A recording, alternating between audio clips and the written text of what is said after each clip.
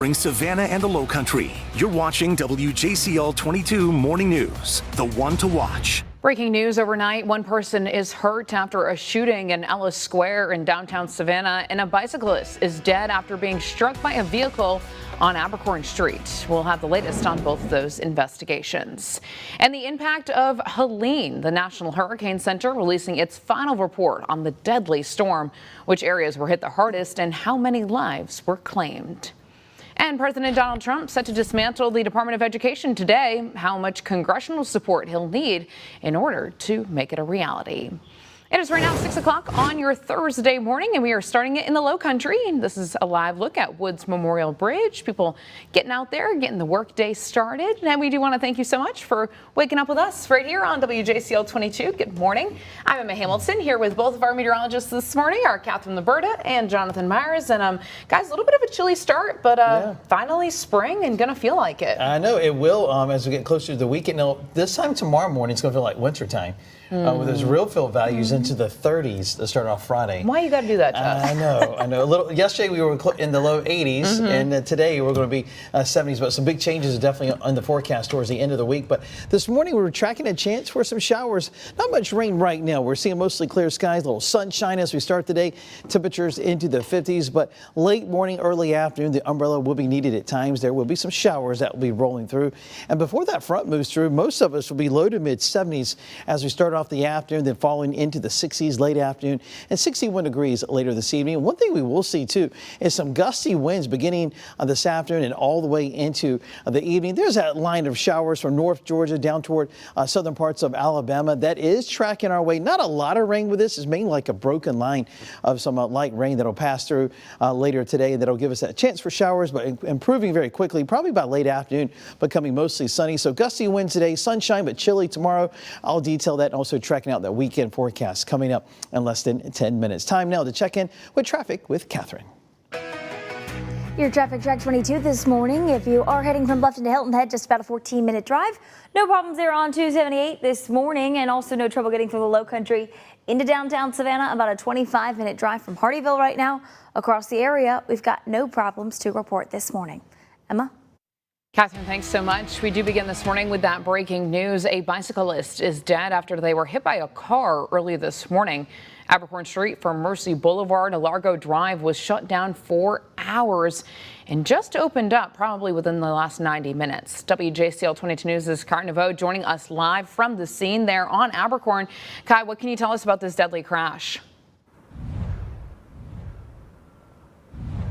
Well, Emma, good morning. So first, I want to start with some new details that I've learned this morning from Savannah Police. I'm told that the driver of that car was an adult male. That bicyclist was also an adult male. So I want to let you know about this crash now. It happened at 2:15 this morning, and police left the scene within the last hour or so. They were investigating. You can see some of the markings right here on the ground where they were doing some of the work. I do want to also note that this crash took place right here by this bike crossing sign right here on Abercorn Street. So literally just right in front of the signs where this crash took place. Now I do want to show you some video from earlier this morning when there was a more active scene here. Now this scene was located right here on Abercorn Street in front of the Publix. If you need more context of what that Publix is, it's right on Largo Drive near Winter Forest High School. Now, that bicyclist was transported to Memorial Hospital where he unfortunately died. Memorial Hospital is about an 11-minute drive from the scene so far. Now, as I'm working to learn more information about this crash and more details, I'll share them on air and online. But reporting live from the south side of Savannah, I'm Kai Naveau. Back to you. Kai, thank you. Well, some more breaking news from overnight. Police are investigating a shooting in Ellis Square in downtown Savannah. This happened around 1:30 this morning. One woman suffered a non-life-threatening gunshot wound. Anyone with any information should call Crime Stoppers. You can also submit a tip through the SPD mobile app. This morning, Chatham County Police are clearing up some confusion about a vehicle connected to an overnight shooting from Tuesday and a fatal crash from a police chase that happened later that evening that killed an innocent man. As WJCL 22 News' AJ Sisson reports, a suspect has not yet been named in that shooting. Kenneth Jeffrey Gordon was the driver of a Jeep Compass, which Savannah police initiated a chase on, resulting in a crash on Liberty Parkway Tuesday, and the death of a 60-year-old Darren Lewis, an innocent bystander. Gordon was arrested and charged. The vehicle he was driving, though, was of interest by Chatham County Police. We shared intelligence with the Savannah Police Department regarding a vehicle of interest in the Westlake shooting. Savannah Police tells WJCL 22 the vehicle was a part of a felony investigation, the Westlake Apartments shooting that left 5 people injured, sparking the chase. Controversy started when the Chatham County District Attorney's Office stated the driver of the vehicle may have been involved in the shootings earlier Tuesday at the Westlake Apartments. Kenneth Jeffrey Gordon, the man arrested and charged in the fatal crash, has not been identified as a suspect in the Westlake shooting. Georgia State Patrol, the agency investigating the Liberty Parkway crash, said Tuesday Gordon is not a suspect and that claim is not credible. Chatham County Police is still investigating the Westlake apartment shooting. There's much work to be done in this investigation. We're in the very early stages, and we are not at the point of naming anyone publicly as a suspect. In Savannah, AJ Sisson, WJCL 22 News. District Attorney Shalana Cook-Jones releasing a statement saying, quote, "My statement Tuesday was based on information received from several credible law enforcement agencies on scene and was cross-referenced and verified before any statement was made."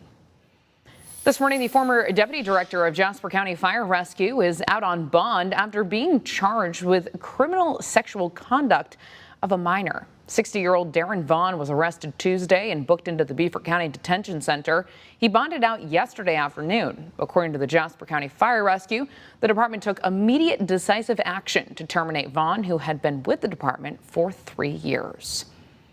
2 students are now facing charges after they were found with handguns at Battery Creek High School in Beaufort. According to the Island Packet, the school was on lockdown for several hours yesterday, starting at 11:30 a.m. when the first gun was found. The second student was found with another handgun an hour later. Both students are minors. They are now facing felony charges of possessing a firearm on school property. They are also up to be expelled. The school lockdown was lifted around 3:15.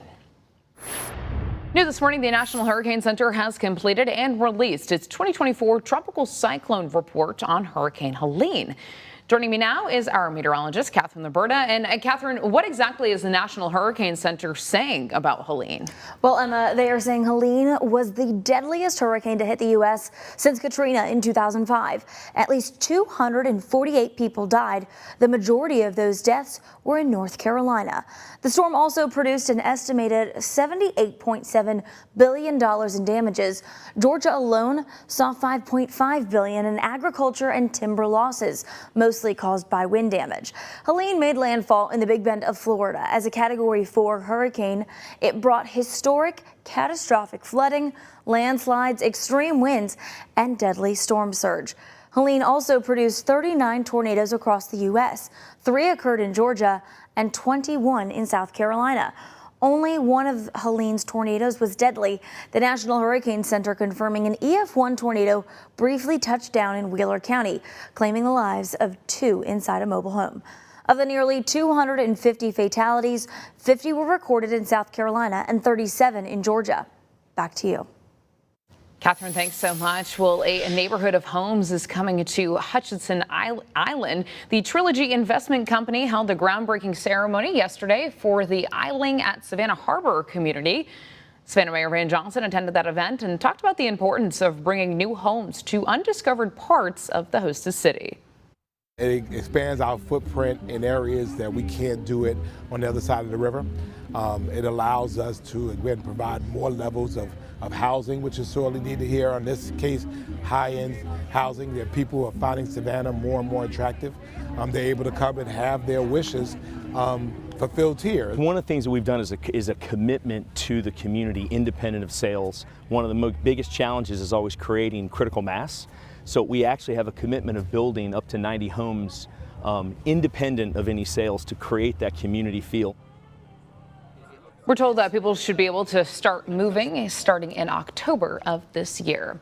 And we want to hear from you about all of our growing communities. So you can send us questions to boomtown@wjcl.com, and we'll work to bring you answers both here on air and online.